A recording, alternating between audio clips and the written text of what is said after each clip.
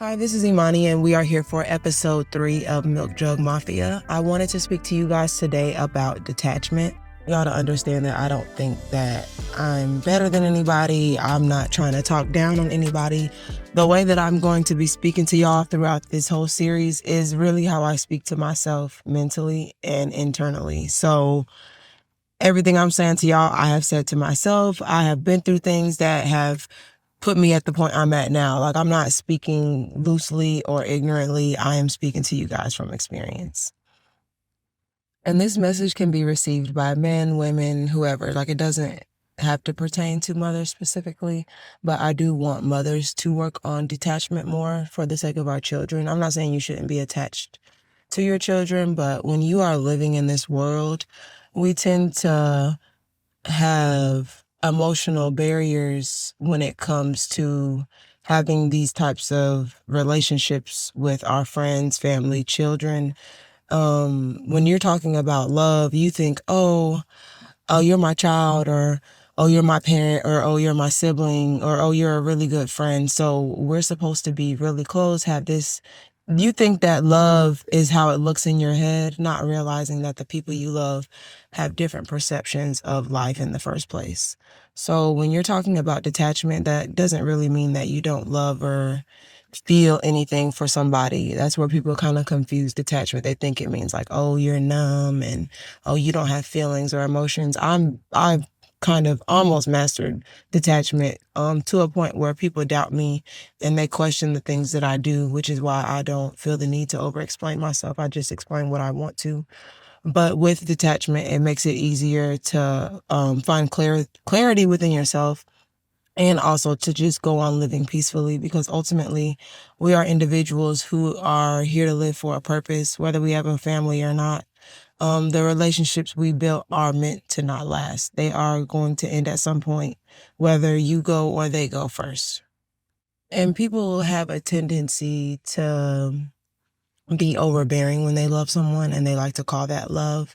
But really, it's just because they haven't mastered detachment that they feel the need to be so overpowering when they're giving love to others. And love can look like a lot of different things. So being overly concerned or too controlling, all of those things, yeah, you may love somebody and do those things, but ultimately you're being toxic because your perception of love is being pushed onto somebody that you love, and they may love you, but they may not be comfortable with the way you give them love, and they may not want to tell you, which is why I'm here to talk to you about detachment. Now, textbook definition of detachment means that you're like aloof, indifferent, or, the overall objective is just what it is. Like, detachment kind of means it is what it is, honestly, in simpler words. But I think that it's important for people to know how to deal with detachment. Not really deal with it, but, how to implement that into their lifestyle.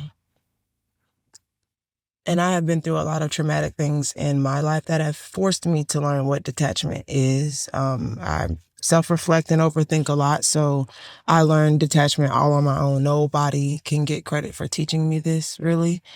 People might can get credit for giving me words of wisdom to push me towards detachment, but I learned how to be detached all by myself, and I'm going to share with you today how you can work on that. And the easiest way to work on that is very simple. You have to kind of put yourself in scenarios and test yourself. You know, and the reason why a lot of y'all aren't good at detachment is because y'all have so many opinions and views on things that really aren't your place to speak on. Like, for example, I've dated men that have female friends. I will always be willing to date someone that has other friends of the opposite sex, because I feel like it is extremely unfair to make someone feel uncomfortable in their life choices. Like, even if you don't have a lot of friends of the opposite sex, even if you don't get it, like, the first steps to detachment is being more open-minded and being okay with the fact that you do not control everything and you have no control over other people. If you are in a relationship with somebody and they say, hey, I love you, I'm loyal to you, XYZ, da da da, you don't have any choice but to believe their word. Everybody's word carries weight, but their actions are supposed to align with the words that they speak to you. And if they don't match up, obviously you can make your own decision and separate yourself from that situation. When you learn detachment, you learn your value and you also learn other people's value. You hold people up to a higher standard and you also hold yourself up to that standard. Yes, there's a possibility that people may deceive you or whatever, but when you think about stuff like that too much, it ends up happening to you anyways. You can't be pessimistic when you're dealing with people or trying to just be intentional with your thoughts and feelings. It may seem like it's coming from a good place, but really you're hurting yourself and you're hurting the person that you claim to love. Whether it's a child or whatever the relationship is, you do all these things saying that it's coming from a good place, and that good place to you may not be that to someone else. So it is also very important to know that other people have different perceptions of the world and they're not always going to agree with what you do. And part of detachment is being okay with people not looking at the world the same way as you. That's one thing about me. I do not care about what other people say or do or whatever. And that's not to say I don't care about people, but like, people do not control my choices. If you want to do something, then I'm going to be like, hey, do you be happy? Don't do anything that's going to make you feel uncomfortable or not yourself for the sake of me, because later on down the line, you're going to resent me or say something to me like I prevented you from expressing yourself. And I never want that to be the case when people have an interaction with me. I don't care if you're a stranger or a loved one. Please be your truest self. And when it comes to detachment, you are fully comfortable with being yourself, expressing yourself. You don't need someone else to hold your hand and be by your side in the world. Being detached just means you live in your truth fully, and that's it. Whether people understand it or not, you stand 10 toes by yourself. And another part of detachment is acceptance. Like I said, accepting people for who they are and what they choose to do. You may have this, and that's another problem I've had dating in this world. People get these perceptions of me because of how I look or how I dress or how I talk or social media or whatever. And those people are fools. Those men specifically are fools because you have this ideology in your head of me because you've met me or you've seen me and you think, oh, she's going to act like this because she's this type of girl, da da da. And that's not the case. You can't judge me based on how I look, what I wear, how I dress, blah, blah, blah. You may have some insight on my personality for how I present myself to the world, but you will never know somebody until you sit down and have a talk with them. You will never understand anything until you learn how to read, research, comprehend things for yourself. You can't look at something and think you know it. That is outstanding to me, that people really believe that they can judge a book by its cover.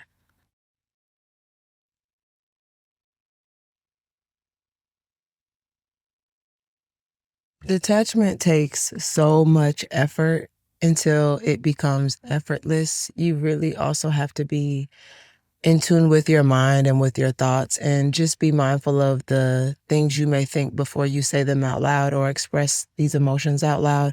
You definitely want to be aware of what's worth speaking on and what's not, because when you have feelings and you want to get them out, sometimes it's like you have to say it in a way that's like, look, I'm just saying this because I care about myself and I think that you care about me. So I want to say how I feel just to get it out my system. And if the person really cares about you, they'll understand. And if you get a reaction that you're not expecting, you shouldn't give people the energy that they give you. You should just read what they got going on and kind of be like, okay, well, you got stuff going on and I clearly can't do anything to help you fix that. So I'm going to separate myself. Detachment can come with some lessons and you may want to teach somebody something. But if they're not really in the same space as you mentally, it's really not worth it. And a lot of people don't understand that with detachment comes silence. And there may be times where you have to be okay with just walking away from a situation without saying how you feel, giving your 2 cents, whatever the case is. Sometimes you're just going to have to let it all go. And that also comes with detachment. Even when you go through the stages of grief and someone dies, it's like, you know what? This hurt me and these are the feelings that I'm having, but I also know that this is a part of life. And at some point, I have to come to terms with this situation and deal with the fact that I lost somebody that is not coming back. And yes, you will always be sad, but that's why you're supposed to feel your feelings so you understand them. And that's not to say you're never going to feel them again, but you'll be a pro at it. You can't be good at anything without practicing.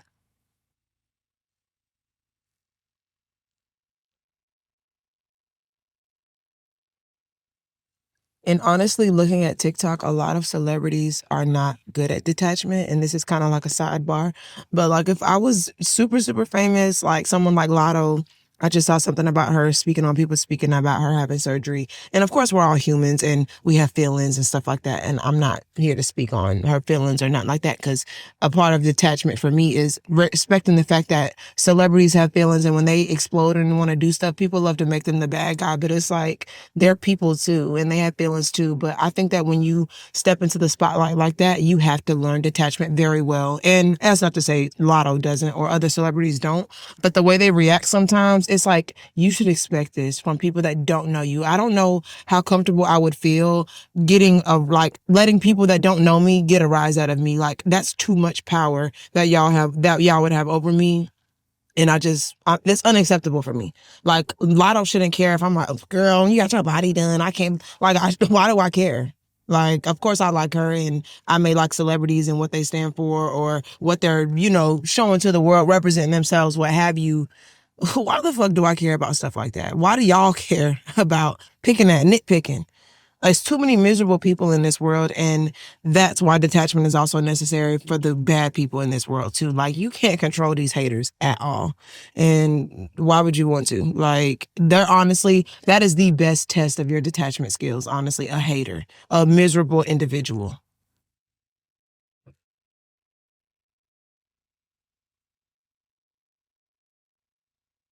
And it's so crazy because I love people so much. I was a CNA for years and I literally love human interaction, the human experience as a whole, but I am also detached. Like I have lost patients and had like nurses in charge of me or over me say, "You need to be a nurse. Like you're handling this so well, da da da."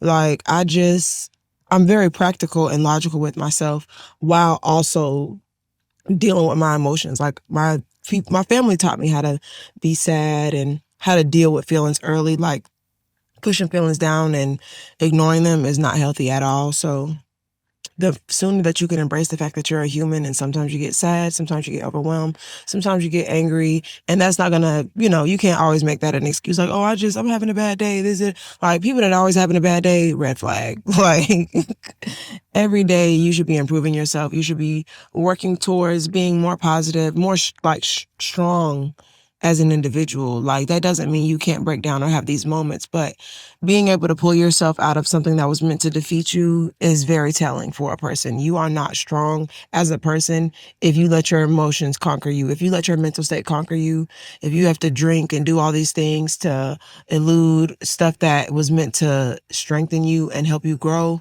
you're disrespecting God and you're disrespecting yourself.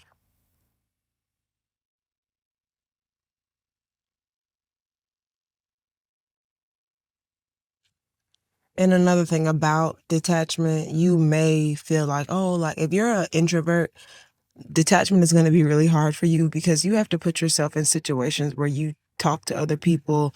You're testing yourself in certain environments to kind of show yourself without anyone realizing like, oh, okay, like I can handle these situations. I can swallow these things. Like I can deal with this without really reacting to it too much or giving away my true intentions or feelings without people realizing. And I'm not trying to say that you're hiding anything or covering anything up, but sometimes when you're introverted into yourself, when you deal with people, it's triggering and sometimes you may not react and blow up, but like sometimes you may make a face or you may act a certain way or become really cold to somebody and they don't really realize what's wrong because you don't even realize what's wrong because you're so introverted. You just naturally did whatever made you the most comfortable, but you also just inadvertently just pushed your feelings down at the same time. And it's like, you're not looking out for yourself. You're looking out for the person that you're dealing with. And you're also kind of just pushing those emotions to the side. You're like, oh, I'm not going to deal with that because that's going to make me upset. And that also might make this person I like care about and may not know upset. And it's like, you're caring too much about other people and their feelings when people's feelings are going to be what they're going to be. Like, you could be walking in public and someone's happy, someone's sad, someone's upset, like mad, cussing on the phone, what are you gonna do? You gonna get upset because they're upset? You can't do anything. Like you're associating yourself with other people's emotions and you're such an empath and it's like You don't even do that for yourself. So when other people are going through something, it's okay to just be like, oh, okay, well, it's okay to say, I don't have control. I'm going to stop thinking about this now. I'm going to walk away. We're going to work on breathing exercises too. I'm going to tell you guys breathing through your nose for 10 seconds and then blowing all of it out of your mouth for 10 more seconds. Very calming. Through your nose and out your nose only is very calming. Through your mouth and out your mouth is very calming, but nothing beats in one and out the other. Like lay down, sit up, whatever, relax all your nerves and just chill. People don't realize they have anxiety. When you push feelings down, you are causing yourself to have anxiety.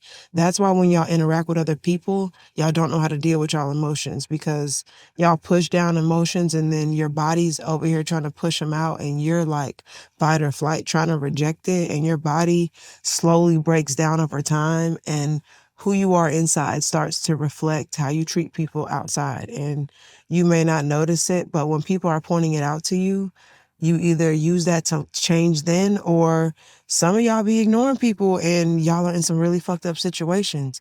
And you probably don't even know it yet because the person that loves you or cares about you is too scared to say anything. So that's another topic for another day, but I really need y'all to become more self-aware with how you feel and be okay with communicating that to others. And if those people care about you, they'll understand and they'll also be receptive and they'll express their emotions to you. The human experience is a two-way exchange. Whatever you do and give out to the world, you should expect that back from others. And obviously, if your mental capacity is different from someone else's, then you should understand that they may not be able to give you the same emotions that you can give them. And that's not, and I'm talking about something different, something like people are born with these disorders where they can't decipher their emotions properly. You have to take special care of those people. But people that got plenty sense and they're just avoiding accountability, I really need you to work on separating yourselves from people that are slowing you down.